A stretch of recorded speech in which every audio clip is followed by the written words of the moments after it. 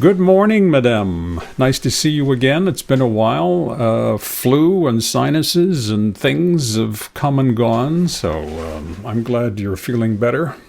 Thank you. Well, it's not the holidays if you don't get sick and you're only 2 weeks off. That's it. That's right. But the new year has started. This is our second show of the new year. This is our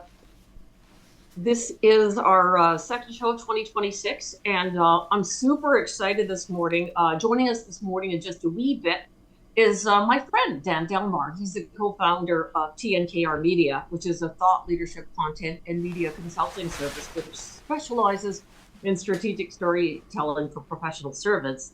But I knew Dan as a former journalist, and we met on CJAD about 20 years ago. He worked at the plant at Dawson before that with several groundbreaking stories, and we'll let him talk about that. And then he went to Concordia, and then he joined CJD to work as a reporter on the Dr. Lori Passion Show, which is all about sex, which must have been an interesting show to work as a reporter on. That's right. Yes, I'm sure. And I met him because the Alan Era Show, which was also at CJD, he was on right after us, and you and I have both met many people in broadcasting, older than us and younger than us. But he holds a special place in my heart. Anyone who falls in love with radio at an early age and gets on their school bus with their little portable radio and sticks it against the metal frame of the window to get better reception, mad props. There's something to be said for that, since you and I have such a fondness for radio, for sure. Yes. So, Dan Delmar is his name. Let's bring him in. He's on standby right now, and I'm interested to find out more about this. We'll call him do we call him a young man? I guess we do. To me, anybody who's a year younger than me is young. So he's a young man but with an old soul. A young man with an old soul, and here he is, Yes. Dan Delmar. Good morning. Good morning. Thank you kindly. Am I still young? In my early 40s? I don't think so anymore. Oh yeah. To us, yeah. you're still young. Yeah. Okay, fair enough. Yeah. Thank you. Pleasure to meet you, Yvan. Nice to see you, Era. Nice to meet It's you great too. to see you too. So I wanted to jump right in. You and I have known each other for, well, as long as you were at CJD and then afterwards. One of the things that I found really cool about you is in your first radio job at Dawson, you got in trouble because you corrected copy. That happens to every news person. I think that's excellent. Thanks. Yeah, you want me to dive right into the history? Yeah. So my first encounter with, I guess, journalism was when I came down to Montreal from the Laurentians, where I grew up, and went to Dawson and had an amazing time, by the way. I really loved Dawson College. I graduated in cinema and communications. And so my first experience was at the radio station there called CIXS. And it was a volunteer radio station, a lot of metal programming mostly, but they did have some news bulletins in between the metal. And so I was one of the news readers. And that was my first experience in journalism. Was I was reading and writing copy, mostly reading. I think it was written for us, and I corrected some of the copy that was pre-written for me on the topic related to the Middle East, to remove the ideology from it, I would add. And that got me fired. So I went to open the door the next day, and this sort of big burly metalhead was at the door, and he said, "No, you can't work here anymore." So I went to student services, and I said, "Well, can they fire me from this volunteer radio job? Is this a thing? And why did I get fired exactly?" They said, "You know what? The newspaper is right across the street. Why don't you go check that out?" And that paper was called The Plant, and I went on to become editor, and that was my actual first experience doing journalism. And you did some incredible stories. One of them was during 9/11. You interviewed students about the experience, and also had an article about how, and I can't believe this, Yvan, but cigarette companies were targeting teens. Yes, so that was my first news story about the cigarette companies. What happened there was this tobacco trial was going on for many years, and the people, I guess the anti-smoking advocates, were getting a bit tired at the fact that there was no mainstream media covering it because very few people could sit through, weeks and weeks of a tobacco trial, but a student could. So our teacher at the time, Anne Elsden, presented this to us and said that these people had contacted the Dawson newspaper, which is supervised by this experienced journalist who was fantastic. Again, shout out to Anne Elsden. And so she was looking for volunteers who would sit in the courtroom for an extended period of time and listen to them drone on and on about these very complex arguments. And I said, "Yep, I'm good." So that's pretty much what I did. And the result was what was revealed and what was argued was that cigarette companies in their marketing strategy, so they didn't sell cigarettes to kids or anything, but they had considered the images and the influence of athletes in particular, sporting sponsorships, for instance. And they had considered young teens, underage boys in particular, and girls in these strategies. So that came out in court. And so that was my first taste of a real news story. And then I became the news editor of the Dawson plant. I was editing other people's articles for the first day on 9/11/2001. So that was like a real shock and gave me my first experience, I guess, at crisis-related broadcasting or management in this case, and getting Dawson students' reaction to 9/11 the day of was surreal. It was a surreal day. Who taught you to write, how to write? Because good writers these days are becoming fewer and far between. Good question. Who taught me to write? My first teachers in journalism, I would credit with more the form that came later. I would mention Anne Elsden at Dawson College. The plant is not just a volunteer newspaper, it's a class that's kind of embedded in the English department. So if you kept your grades up in English, if you passed that first introductory class, you were then eligible to replace some English credits by working on the student newspaper. That I thought was tremendously helpful because we had a proper English teacher guiding us on how to write, as well as how to do the mechanics of journalism, which was a really huge experience. Then when I got to Concordia, I would say Sheila Arnopoulos, who was a CBC broadcaster for many years. She was my first journalism teacher there. And she really helped to develop my writing and my technique as well. But ultimately, and this is a lesson for anyone who wants to be a journalist, it does come from within, and it comes crucially from reading. That's really the only secret. I mean, how to be a good writer? Read a bunch. Read every single day. Read every morning. Get up early. Read more than your competitors. Read more than the other pundit across the way, right, about whatever niche issue you're arguing on. Just being a voracious reader and knowing exactly what style of journalism you want to be is important as well. I did have some tabloid experience, which was valuable. So there's some embedded of that in my system even today. But you have to find a balance, right, between the tabloid and the broadsheet, so to speak, in journalism. We've got some graphics here. What is this? That is my first piece of writing. That was published in my high school yearbook up here in the Laurentians. I was a bit of a loner weirdo, and so this was my attempt at explaining my family history and just sort of what people had questions about. The only Jewish kid in class, and people were generally extremely tolerant up here in Quebec and in regional Quebec. I really was quite lucky. And so I was actually encouraged to write it by a couple of classmates. I think it was on the yearbook committee or something like that. And so that was my family's history story. And it goes something like, it's the early 30s, and there are American bombs raining down on Poland. And my grandparents were only given a 24-hour heads up to leave the town because amid this bombing, there were still presumably meth-fueled SS officers who were going into these areas as crazily trying to assassinate as many Jews as possible while dodging American bombs. It was just sadistic and masochistic at the same time.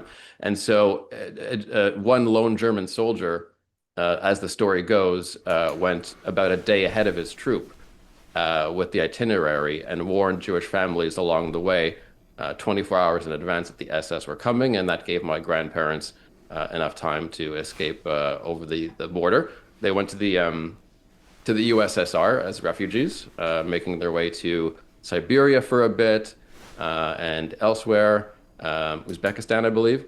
before eventually returning to Poland in the 40s. And my dad was born in 47 in sort of the war-torn areas outside of Warsaw. Cigarette makers accused of targeting teens. You mentioned this a moment ago. Yes, I'm still proud of that lead. It seems that's one of the things I was saying. Like when you read enough news, even as a teenager, I was a pretty dorky teenager reading the Gazette, Montreal Gazette a lot. You kind of just those leads and that news copy just kind of spews out of you. So I'm very proud of that one.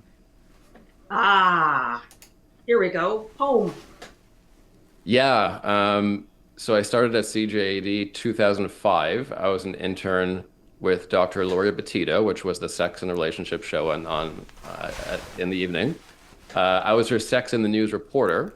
So I co-hosted the show with her. I went from intern to co-host in short order, and I would report the news related to sex studies, sexual health, and some weird stuff, and we would have a lot of fun on Friday nights. Later on, I did a brief stint as the full-time evening host for about a year full-time, and then part-time for a few years as well. So this is me and Richard Bugs Burnett, probably around 2009. Bugs was our LGBTQ correspondent on the evening show. One of the young panel shows I had, so this was the Next Gang of Four. CJAD in Montreal has this really iconic panel called the Gang of Four, which was hosted by Tommy Schnurmacher, of course, for many years. So this was my answer to the Gang of Four, the Next Gang of Four, a group of young pundits. Yeah, Yes, a lot of fun. and I did the Gang of DJ. Four about 30 years ago, so it's Nice. Things have not changed all that much, or Did- they did have yours changed have a DJ? considerably. Did yours have a DJ at the time? No, no, Okay. it was That was my it was- innovation. It was Gord Sinclair at the time. And who's this? Oh, this is a CTV person interviewing you, I believe. Yes. Yeah, so when I started, after leaving CJAD, I had a great run as both a host and a producer, but I had sort of the call to be an entrepreneur. So this was our little office, our loft, which we shared in the old port with a couple other marketing companies, including MTL Blog, by the way, which is very prominent right now. And so in that shot, Annie Demelt is interviewing me, and that is when the OQLF, which is the Office Québécois de la Langue Française, they cited me for having too much or not enough French language copy on our website. This was when we were in startup phase, so we were not even 2 full-time employees. And in the Wow. year after Pastagate, I argued at CTV News at the time and elsewhere that the agency had promised to go easy on small business owners, in particular those that weren't any consequence to the French language. They recognized their own, in their words, overzealousness about going after the word pasta on an Italian menu. This is a story, Pastagate, which I broke almost exactly a year earlier. So this was a social media story, I should say, that I was the first to report on in media. And so almost a year later, they're kind of sending me a lawyer's letter to my business. So that kind of it rubbed Nice. me the wrong way. Oh Rubbed me my, the wrong way. I mean, lovely, lovely. yeah, they were technically correct as far as the law goes. So like I understood, where they're coming from. These complaints often result from anonymous people online who are making the complaint. So it Love could have that. been just some hater who was doing it. It's fine. Having a French language website was within our plans, and we were going to hire our first Francophone employee within 6 to 8 months anyway. So I simply stalled them a bit, and we continued our plan unabated as we grew. We had our first Francophone employee was a former producer at CJAD who helped us offer those services in French. And as a Sephardic Jew, by the way, and this is not an argument that the OQLF had any sympathy for, but as someone with an actually mixed Francophone background, I would never in a million years offer services in French, communication services to the Francophone population that were not of a certain quality. And if it was just me and my partner at the time, we weren't quite there yet. So we had to actually hire someone before I wanted to offer the services. And that was my way of respecting the French language in a weird sense. Nice. Okay. And this was young Justin, was it not? Yes, Justin Trudeau becoming prime minister, I guess 2015. And I was part of the team at CJD covering it. So that was a lot of fun doing news reporting and analysis live Yeah. as it was happening. There's young Lewis. Louis Black.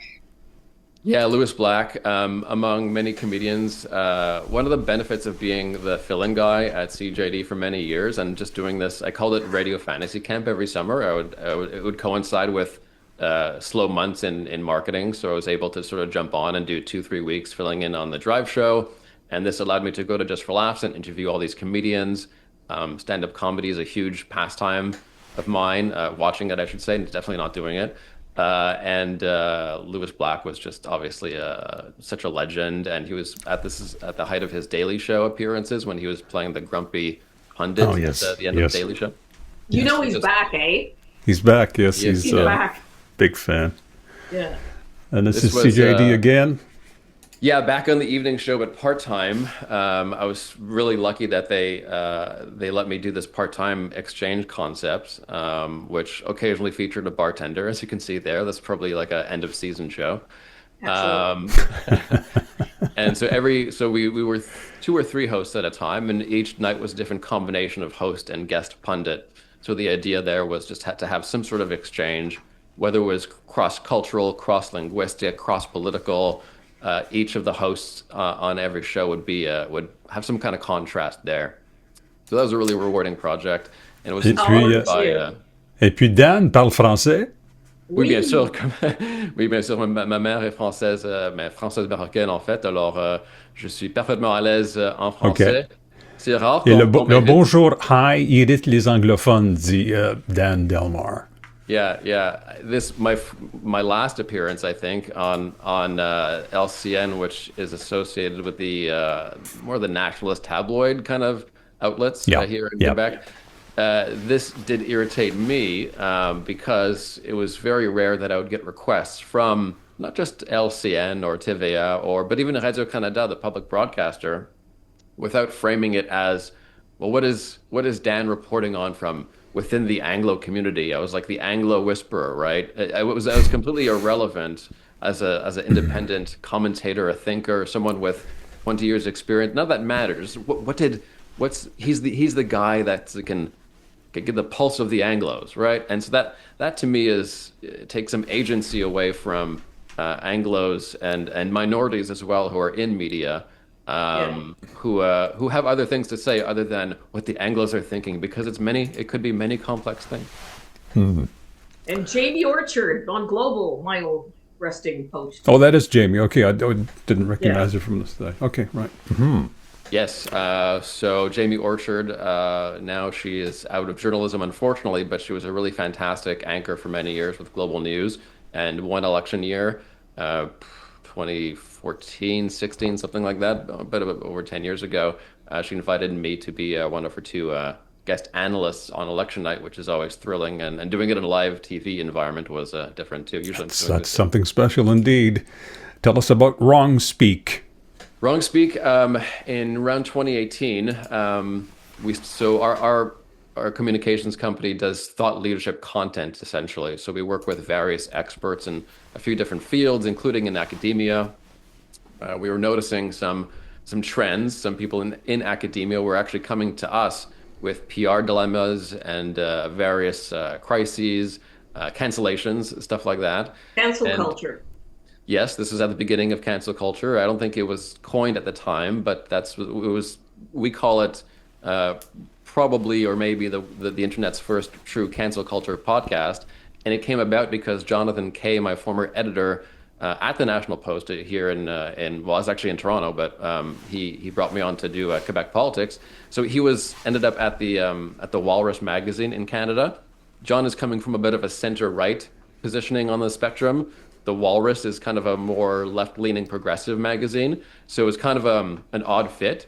And indeed, John went through his own cancel culture sort of episode at the magazine that made the news for a while. It was kind of interesting.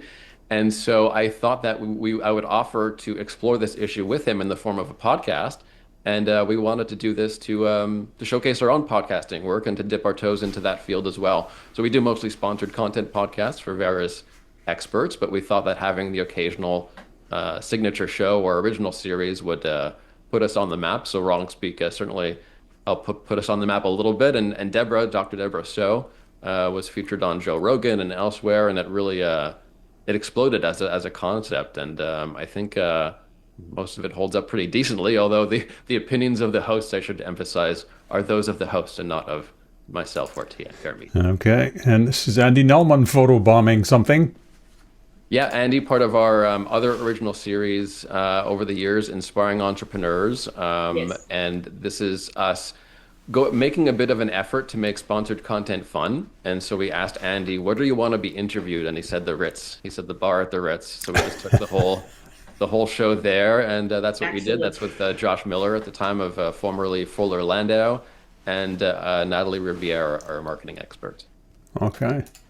And this is we've seen this shot before. Yeah. Yeah, Fort Street. So this was CJED's original Fort Street gang. So I guess veterans from the early 2000s and 90s and earlier, before it was amalgamated with Bell Media. So this is Fort Street when it was owned by Standard Radio. More of a small operation. I think it was 3 radio stations at the time. Now we're 6 in one building. So Yes. it's nice to maintain those friendships, and it's just like a small community radio station in the heart of downtown Montreal. It was so much fun and really formative for me working with this particular group of people. And let me quote Dan Delmar here, quote, "I didn't think he'd catch on," unquote. Yeah, I didn't think he'd catch on, but in retrospect, like, what do I know about American politics? Canada has really been my focus. So when I was in upstate New York, obviously more of a Democratic-leaning area, he wasn't selling out the crowds. I mean, it was not on fire by any means. Had I been in Mississippi, perhaps my perception would have been different. But it was a tepid reaction in upstate New York to Donald Trump, and he seemed off. A lot of the people in his audience, I felt, as I said on the air then, seemed agitated, angry, even unhealthy. It was sad. It seemed like a sad gathering to me, and I didn't think it would go anywhere. So, yeah, it shows what you know about U.S. politics. Wow. Speaking of cancel culture, I need to make one statement because I'm always very careful in my nature, but also with what I do. You mentioned something earlier which elicited a giggle out of me, but I don't want people to think that I was laughing at that. But you mentioned, I think it was meth-fueled German soldiers entering into Poland. I laughed at that because it just seemed like an incongruous thing. Is that true? Yes, it is. The meth was as it applies to my story. The meth is a creative addition that I added in there. Okay, but I the was SS laughing at that, not the situation. The SS were under the influence of stimulants, were they not, Dan? It's my understanding, yeah, meth Yep. or some sort of meth-like substance. And Yep. when I got explained the story of why they were still moving through to execute Jews home by home amid the American bombing, and it was tough enough to survive amid the bombs, but they were still pushing through. I mean, to me, it just seemed like I would add meth-fueled as a descriptor to that story because it seemed they must have been completely irrational and insane. There are books and articles on that era. I can look them up. I'm no expert in this, but I recall reading about that. What is ThinkBait, Dan? ThinkBait is what we call our brand of content. So I'm inspired partially by classical journalism and a little bit even by tabloid journalism. We call it the inverse pyramid. So prioritizing what's most important first and becoming a bit more narrow, a bit more specialized as the article, as the podcast, as the conversation continues. So that's basically a very simplistic recap of how we formulate physically the content. So I make sure that leaders are coached in this system. And ThinkBait is our antidote to clickbait. So we came up with this word because we'd noticed in 2015 to 2017, clickbait got a little out of control. And in those years specifically, that's when the algorithms on social media became really enhanced and became really selective. And so those who break through either have to pay exorbitant amounts of money or, in most cases, perform in outlandish ways, be controversial, be polarizing, force their own profile into buckets of zeros and ones. That is how the algorithms work, really. They want to force you onto this side or that side. And that's simply not conductive to a proper conversation, especially when we're dealing with professional services firms and other experts that I like to represent. So for them, like it's fine if you're selling, doodads online, you want to go viral, you want to sell a few knickknacks, that's cool. I'm not into product marketing. I don't know how to do that. I do service marketing. So for our doctors, our lawyers, our finance people, going viral may not be a good thing necessarily. So I often say it doesn't have to go viral to be valuable. So ThinkBait is our way of creating content that is smart, relevant, and crucially retained over a long period of time, because the viral content is disposable. Can you give me an example of what you've done for a client without necessarily naming the client? Like a quick case study? Sure. One that we're really proud of was called EQ Care.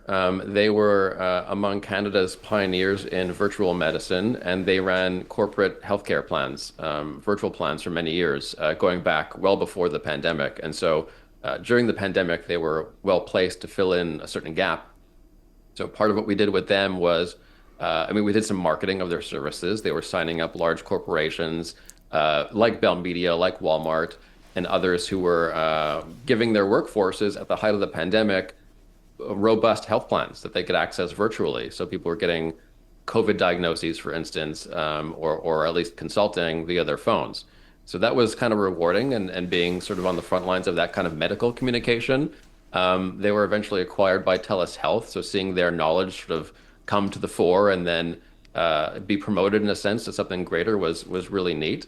Another project would be launching some podcasts, I think, for among other people. We have the Canadian International Council we've been working with for a few years. We've done their Open Canada podcast, and more lately one called The Red Passport. And that is where three diplomats experienced with the United Nations and global politics sit down and in a very intense, expert-driven half hour just hash out one issue. So yeah, things like that. I think marketing expertise in a way that is unique, innovative, maybe even a little bit more bold and aggressive than the typical marketing project. That's where I like to shine. So we like to say bold intellectuals, bold experts. That's our niche. I have a question. Well, two questions. One is a really simple answer. Is that an Underwood behind you right there? Yeah, absolutely. That's a real. People ask if it's virtual. No, it's a real Underwood. Yeah. I used to actually work on those before the IBM Selectric 2 came into being, which was just before computers. You're a dad of two, and as someone who doesn't have children, but who occasionally watches, what's going on the internet, specifically to the reactions of people. But now, since Trump became president, not even the first time, but now the second time. But, I find the discourse in the world now really disturbing, and I have to talk to myself. It's not like I'm going around, popping effects or, panic-wise. But as a parent now, when we were growing up, we were dealing with light bright, easy bake ovens and television and radio, and that was about it. But now, with children having access to the internet, how do you as a dad, but also a news person, and someone's doing publicity, how do you break up your kids in this crazy digital maelstrom, chaos-filled circus and keep them grounded? Very purposefully, I would say, on that issue, especially related to screen time. I only have one daughter for now. She's 2.5 years old, so it's still quite early to think about it, but she loves TV. She loves watching Gabby and Paw Patrol, and she requests it by name. She also, interestingly, requests the Gabby candies at the supermarket. So at 2.5, she's making that vertical leap that obviously the Gabby Corporation has made from the screen to the actual shelves at the supermarket. So eternal vigilance for sure. At the same time, right now we're overcorrecting a little bit. So we banned phones in classrooms, which I agree with. Of course, you can have that kind of distraction when kids are learning. But we're kind of taking away phones and apps and all that from kids in general. And I think that's where I start to push back a little bit. And I have to also remind us that I've been looking at this for many years. This is baked into our ThinkBait model, which is just considering how the internet works and how toxic it can be if not done correctly. That said, we can't be Luddites either. We can't be technophobes because otherwise, once we start banning things, especially for kids, we're only going to make these types of applications, these websites, whatever, more tempting and more accessible. So I think there's a better way. And my better way has always been not government regulation, because we're talking about media and free speech, which is core to any democracy, even if we're talking about kids. It is free speech for kids to say things online, to talk to each other online, or to go on Facebook. That's a form of free speech as well. It's how do we make this appropriate for various groups of people? So in the old days, in the 90s, we would put little ratings on the TV screen, PG-13, PG-16. We need a virtual form of that. So what that is really is instead of having a media censorship board, it's an algorithm board, an industry board that dictates what content is appropriate for what groups of ages, and it's not sort of leave the floodgates open for algorithms that our kids see, but taking the tech away from them can also have a detrimental effect. What about AI? Does that figure in your consulting with your clients? Yeah, absolutely. AI is an integral part of my business, and it has been for several years, certainly many years before ChatGPT. I want to emphasize that does not mean that AI generates the text or the podcasts or the voices that you see. We don't do that at all. Some companies do, but the way that AI has helped us has been more of a support system. So it's a transcription service, for instance. It helps us transcribe meetings like this one. If I were recording this meeting on my end, I would hit leave, and then I would have the transcript generated instantaneously. I would then take that transcript and work it to fit one of many formats. Maybe that conversation becomes a podcast episode. Maybe it becomes an op-ed or even part of a white paper. And so that AI helped me manage and treat a large volume of information, as well as look up things that could have taken me hours to look up previously. So it's a big time saver organizationally, helps out with revision, with translation. But the danger, of course, is relying on it, I should say, to generate the ideas. And in our shop, the ideas come from the leader. So we're using the leader's voice with editors, consultants, and yes, AI as part of the mix to polish it. But the ideas have to come from the leader. Are you seeing your clients adopt AI, or are they a little skittish? I think most are using some form of AI. At the very least, it might be a ChatGPT window open in their browser, helping them with their everyday tasks. Clients have told me they're using it for their personal lives as well, for organization. I use it for healthcare inputs and dietary stuff. And then other clients, a couple that are already in tech, kind of had AI already, again, embedded into their systems. There's a lot of hype about AI in the past 2-3 years since the introduction of ChatGPT, but the concept is not new. And so there have been various AIs for a while. The development of AI I see almost as not kind of an on-off flick of the switch, but a spectrum. You could argue going as far back as Microsoft Word grammar check, that could be a form of AI in its most early forms. So we can't panic about it, but we absolutely need a government-induced regulatory environment that's not controlled by government, but by a combination of citizens and the industry. Because government right now is, especially here in Canada, is figuring out all kinds of ways to censor the internet. And I believe this to be a historical error. Can you expand on that? Yeah. Censorship doesn't work. Censoring in how?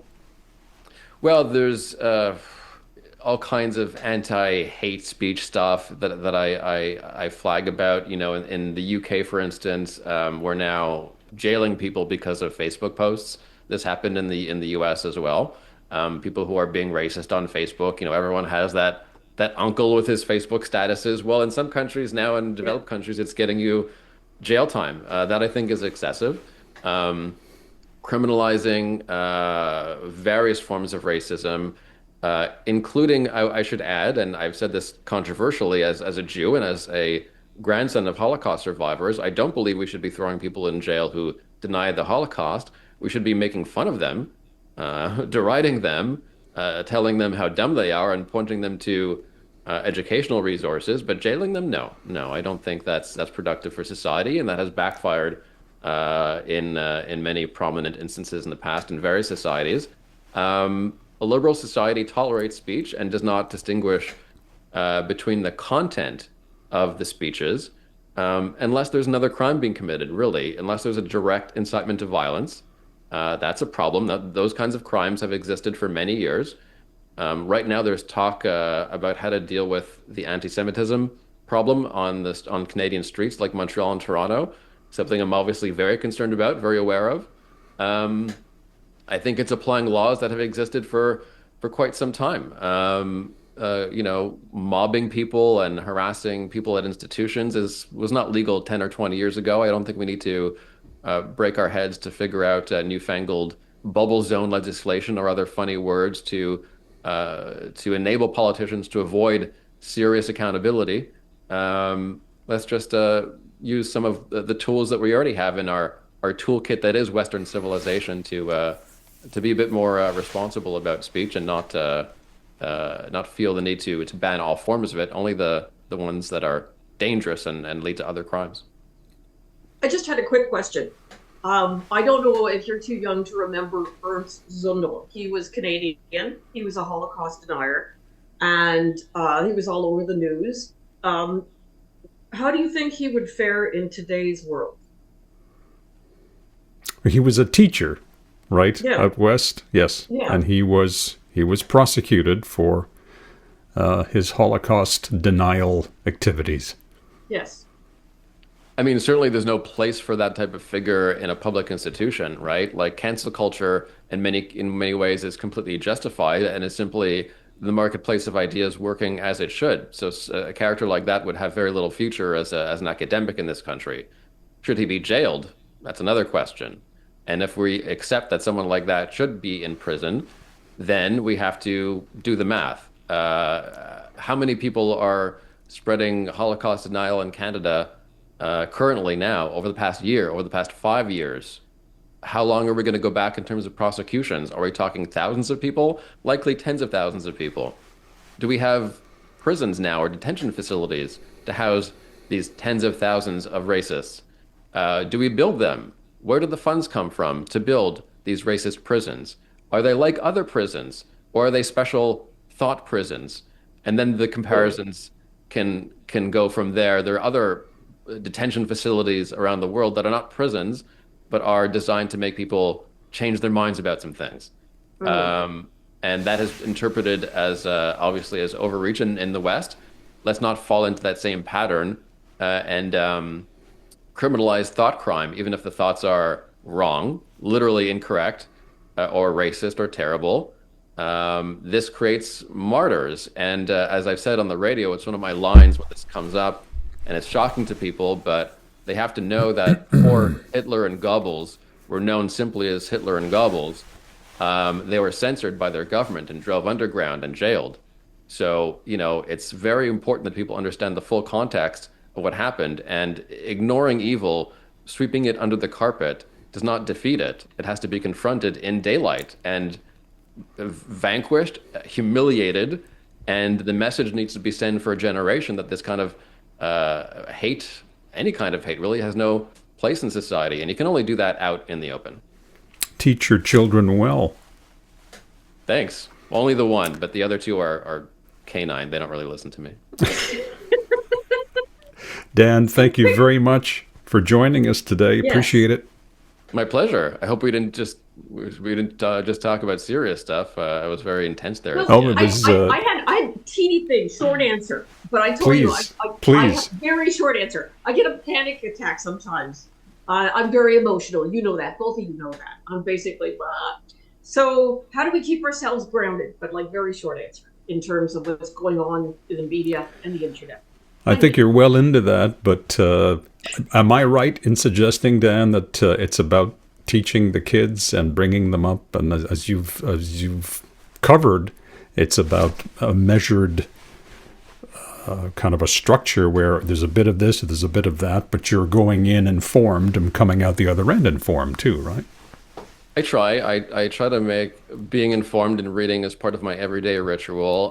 One book that I have to recommend in terms of personal development is called Atomic Habits, and it's all about setting up your daily routine and how the power of habits. So I have a very rigid morning routine, and I think that generally sets me up well for the day. The other thing I'd recommend is meditation, and that's like universal for literally every human. If you are walking around breathing as a human, you can benefit from meditation. The content of the meditation can be minor secular. It can be religious, secular, it could be nothing, but just pausing once, twice a day throughout your workday to reset, to bring your heart rate down, to refocus, does a tremendous amount in terms of your cognition and your ability to take in information and just be the best version of yourself. So routine and meditation would be my two main tips. Duly noted. Thank you. Thank you so Dan, much. thank you so much. Awesome